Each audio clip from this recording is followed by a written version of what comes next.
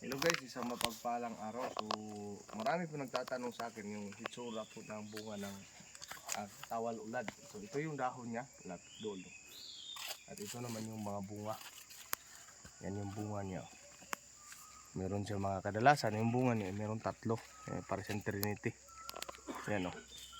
So, nalaglag na yung mga buto. Pero ito presko pa. Yan. So alam nyo ba na ito po'y isa din sa mainam na panggagamot sa lahat ng uri ng karamdaman. At mainam din po panggagamot sa panlaban ng kamandag ng ahas.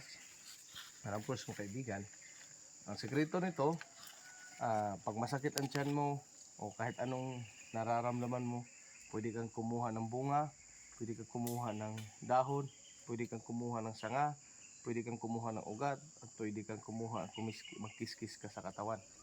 Yan po ang mainam dito sa tinatawag na tawal ulad, no?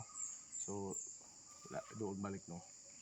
So, para po ano ninyo, yan, so, pagmasdan nyo mabuti yung dahon, at kilalanin nyo po, at para makasumbong kayo, yan, no? Lalo na kung mahilig kayo, magsisimula kayo sa larang espiritual, maglalako kayo sa mga bukid, mas mainam na alam ninyo ito para may pang first aid kayo. Kasi kung makagat kayo ng makamandag na ahas at hindi nyo pa alam yung mga gamot, ay ito isa sa panlaban o pang depensa.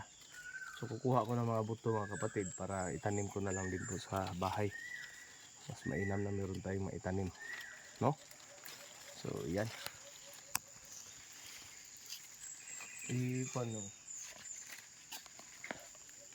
Ilang minuto?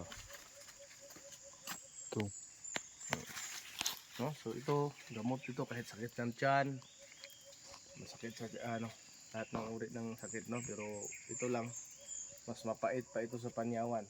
Yan, kung nag-aakala kayo na mapait na yung panyawan, ito, kahit isang ganyan mo lang sa dila mo, ramdam mo na lahat ng pait ito, no? Kaya siya pwedeng igamot. Okay, isang mapagpalang panahon. And of course, ito pong buhay ng isang antingerong magsasakang manggagamot. Yan yung mga bunga niya. Kasi tatuhan. Hanggang sa muli po at mapagpalang araw. So, alalahanin nyo lang. Tingnan nyo yung mga dahon na yan. At pwede nyo gayahin. No? Basta ito ay magagamit po sa panggamutan. Lalo na sa kagat ng mga makakamandag na ahas. Mapagpalang panahon po at maraming salamat.